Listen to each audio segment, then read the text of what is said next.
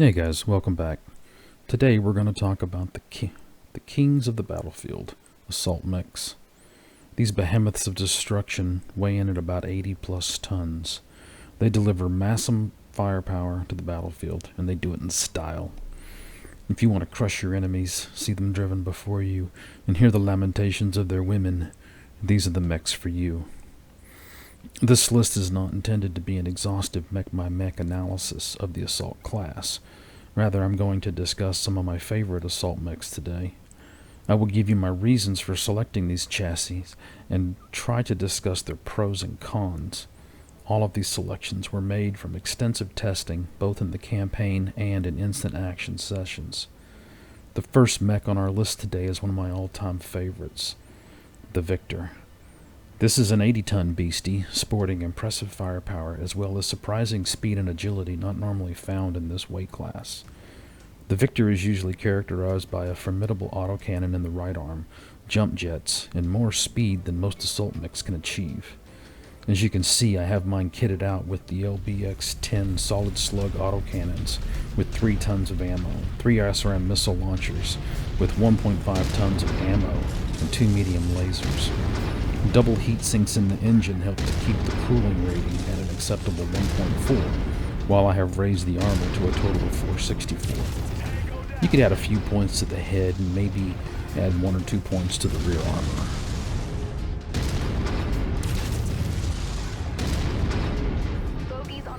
Don't forget to hit the subscribe button, guys. It really helps the channel out. Thank you.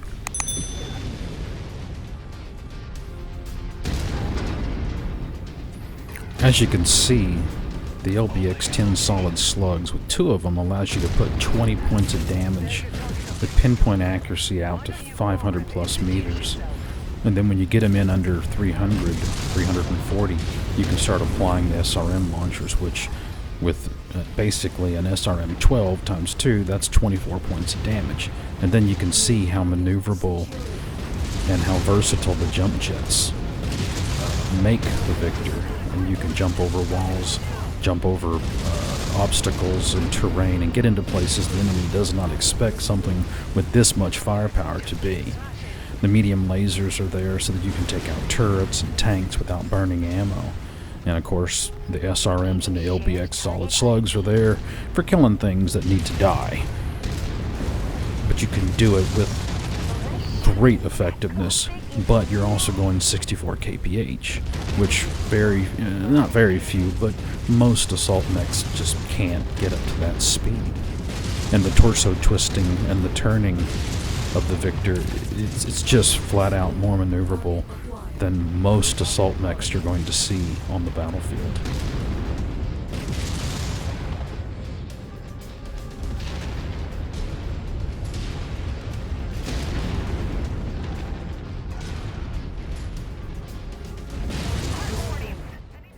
This brings us to the archetypal assault mech, the AS-70 Atlas. This 100-ton monster has long been considered the king of the battlefield, and that title is well earned. The Atlas may not be as sexy or flashy as other mechs, but what it lacks in pizzazz, it more than makes up for in effectiveness.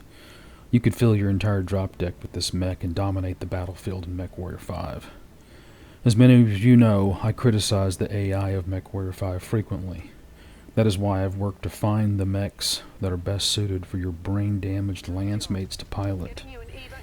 This is that mech. As I have configured the AS-70, it's protected by 592 points of armor and armed with an AC-20, LRM-20, SRM-6, and 4 medium lasers. This gives the Atlas a firepower rating of 106. The Atlas also has great hitboxes and decent torso twist and turn speed for a mech of this size. These qualities make the Atlas one of the tankiest mechs in the game. Even your brain-dead teammates will be hard-pressed to lose this mech, though they will occasionally sink to the occasion and kill even the mighty Atlas.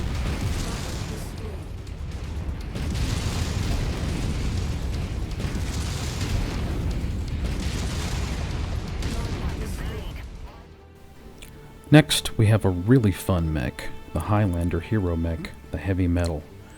This mech is characterized by a Gauss rifle in the right arm, jump jets, and impressive close-range firepower. The Highlander is slower than the Victor, but has almost 100 more points of armor. While it gives up some armor and firepower to the Atlas, it gains the versatility of the jump jets. The Gauss rifle is one of my favorite weapon systems in Mechwarrior 5. It lacks the annoying charge mechanic PGI gave it in Mechwarrior Online. Depending on the tier of the weapon, the Gauss rifle can reach out to 900 plus meters to deliver 15 points of damage. Its ammo is inert, so it will not explode, but the weapon can, so watch out what you store next to your Gauss rifle.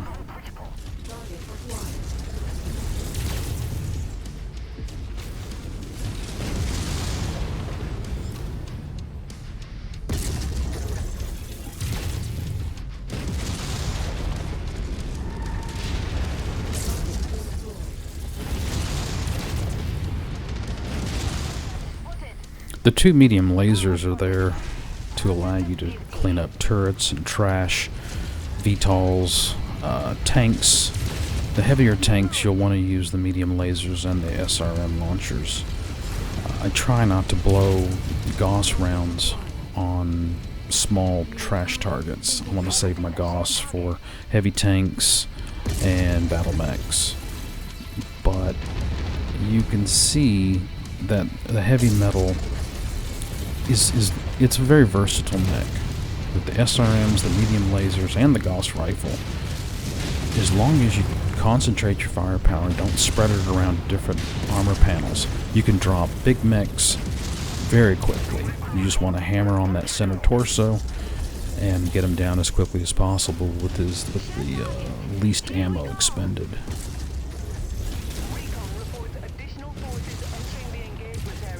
If you're enjoying my content, if you could reach down there and click the like button, it really helps my videos get noticed by the YouTube algorithm. Thanks, guys.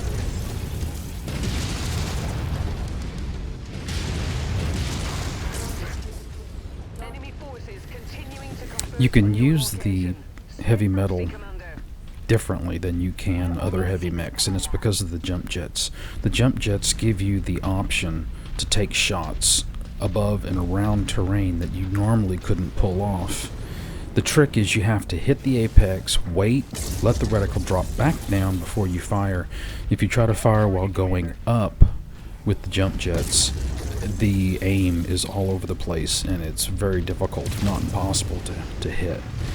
The other problem with this particular configuration of the Highlander is the SRMs and the Gauss rifle, they're not going to the same point on the aiming reticle, and so it can be a little tricky to get your Gauss rounds on target, your medium lasers on target, and then put the SRMs in the same armor panel. It takes practice, and even with practice, there's many times I screw it up. So you kind of want to salt to taste with the Highlander. It comes stock with an LRM-20 instead of twin SRM-6s. So if you wanted to stay with that, if you like LRMs, that's fine. I just don't think LRMs are that effective. But you can see I'm putting Gauss rounds on this, what is this, a Jaeger mech at 1 kilometer? Yeah. So, you know, I'm really pissing this Jaeger mech off. Of course, that was a bad shot.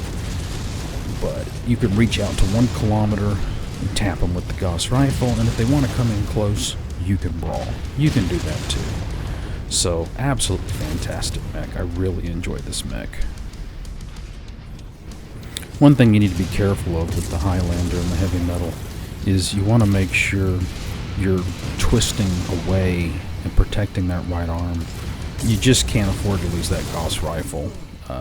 It's your bread and butter. It's what the mech is built around.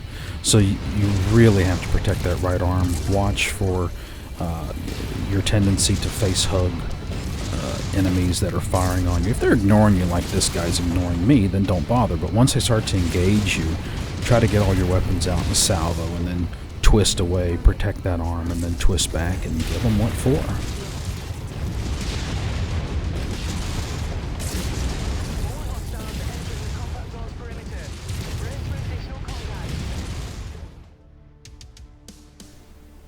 So as you can see, the Highlander performs very well. That's almost 2,000 damage.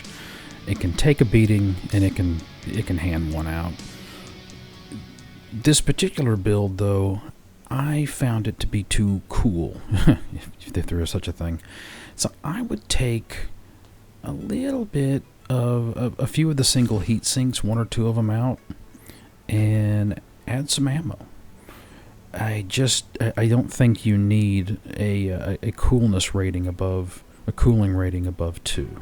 So, anyway. The next mech on the list really surprised me. I was playing my higher level campaign game and found this bad boy for sale.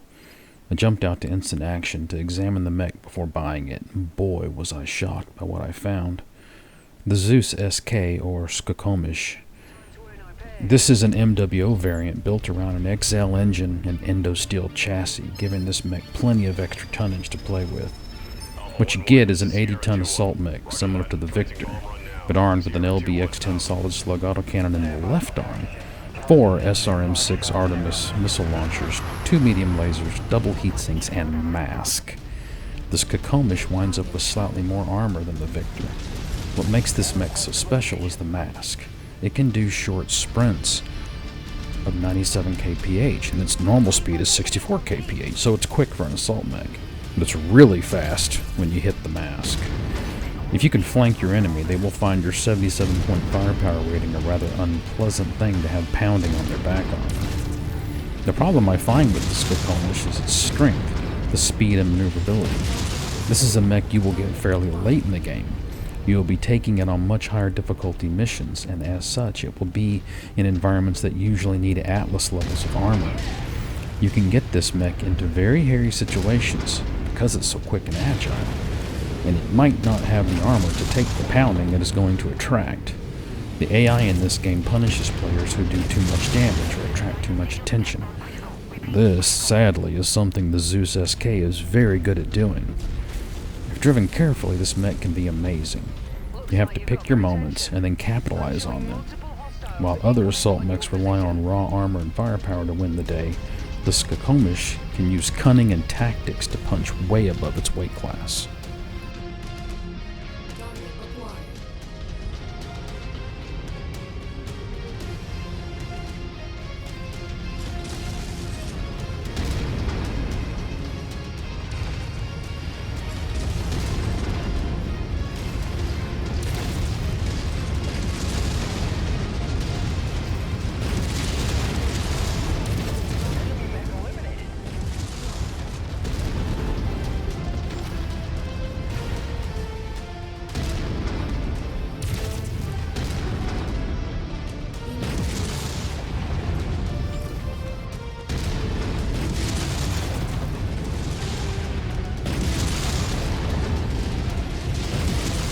I think what might turn some people off from the Skokomish is its heavy dependence on SRMs.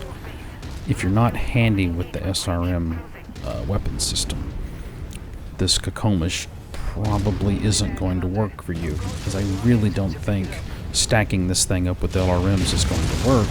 The AI just simply is not going to leave you alone long enough for you to make the LRMs effective. I don't mind having one LRM launcher on my mech, but 4 or even 2 seems like a bit of a waste to me, because the AI is going to charge you. You're going to get into brawling whether you like it or not.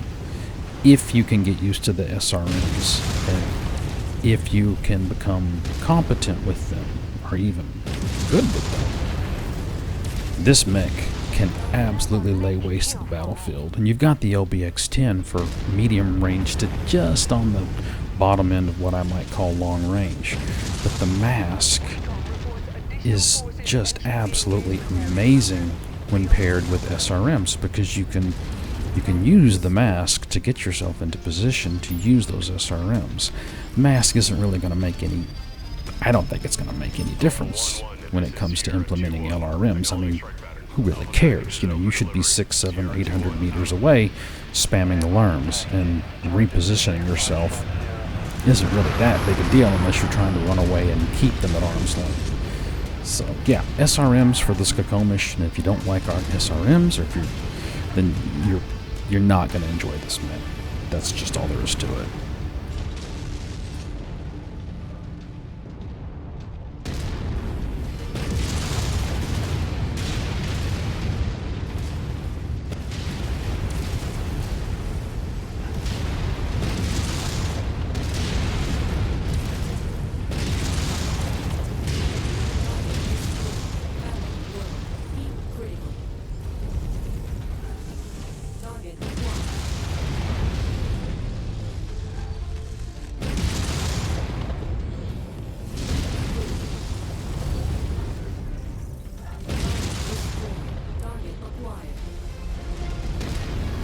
And like I said, the Skokomish attracts a lot of attention, and it gets itself in the enemy, close to the enemy, because of how quick and maneuverable it is. And in this particular mission, it cost me a shoulder.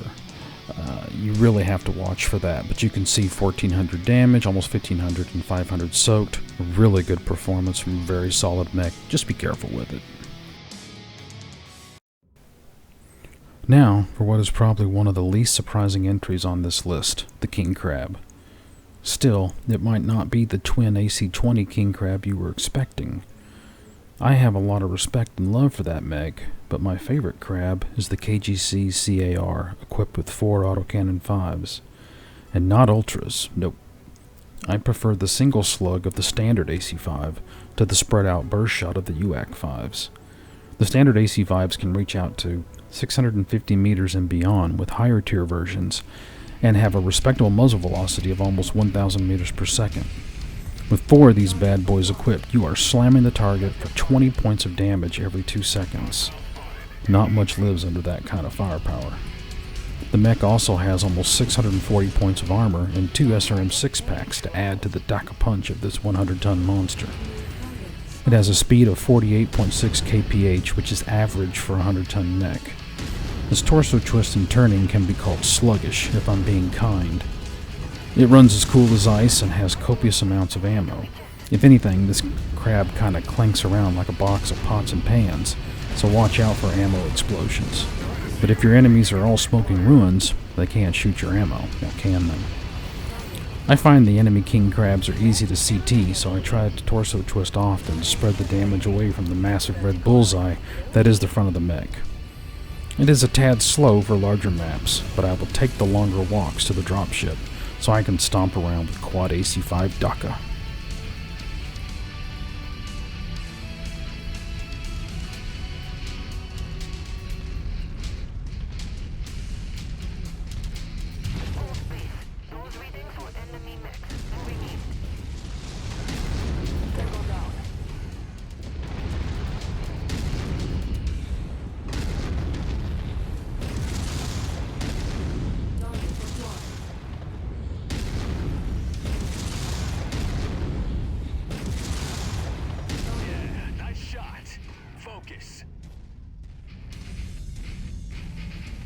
Holding at your waypoint.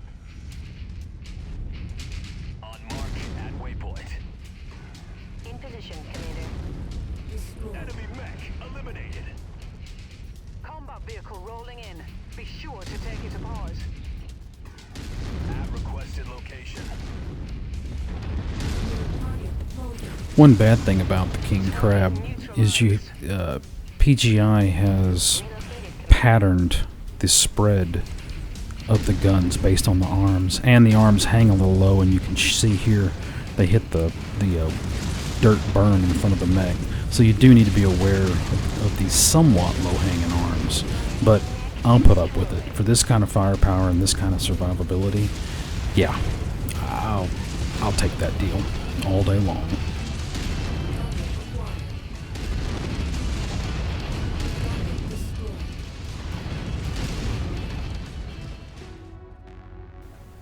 At last, we come to my number one mech in all of Mechwarrior 5. No, it's not the Dragon Shadow. It's not my beloved swayback with medium chem lasers. It's the Cyclops Sleipnir, or simply the Sleipnir. This mech is hands down my favorite mech to drive.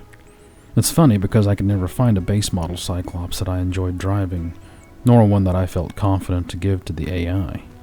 I finally found this monster for sale near the core systems around Terra for 36 million C-bills.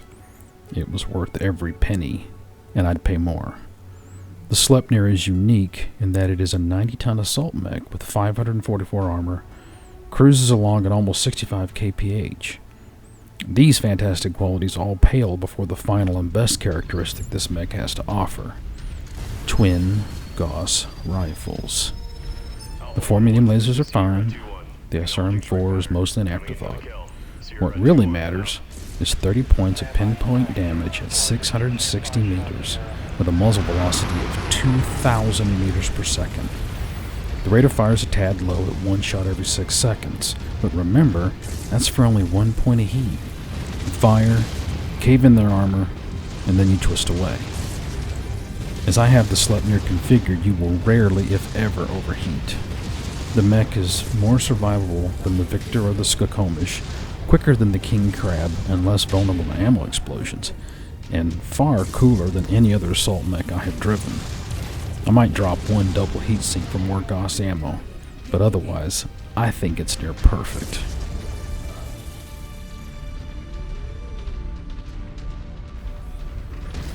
You can see here the drop on the Gauss rounds to me seems a little extreme, so I missed a couple of long-range shots because of that. But now you watch, I've been brought into a brawl and the Sleipnir does just fine. It's so quick and so maneuverable. You can really turn and twist around, spread that damage, and then give them the Gauss. And then the SRMs and the medium lasers, they just give you a little extra firepower. So, you want to brawl my Sleipnir? Go ahead. You want to snipe my Sleipnir?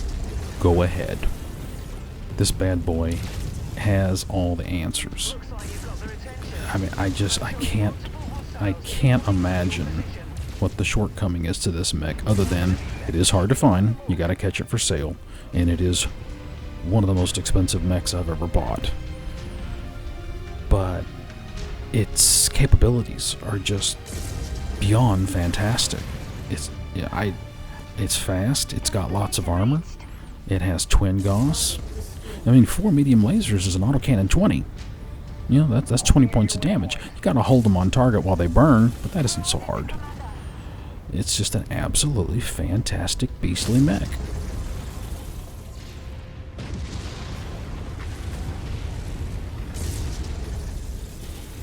So that's it. Those are my favorite assault mechs in Mechwarrior 5. Because the game somewhat forces you into a tonnage race to 100 tons, these wind up being the best mechs overall in the game. The smaller mechs simply cannot survive the 400-ton drop environment. It's a bit of a shame that the game lacks missions in which light and medium mechs could shine, but for this analysis I'm trying to focus on what is rather than what could be. Anyway, I hope you enjoyed the video, and that you found something useful from my analysis. This is my first heavily edited and produced video. It's taken me 5 to 6 days to learn how to put this thing together. Let me know in the comments if you liked it or not. You know, was it worth the time and the trouble and the effort? Just try to be kind and respectful, and y'all have a good one. I'll see you again next time. Thanks for watching.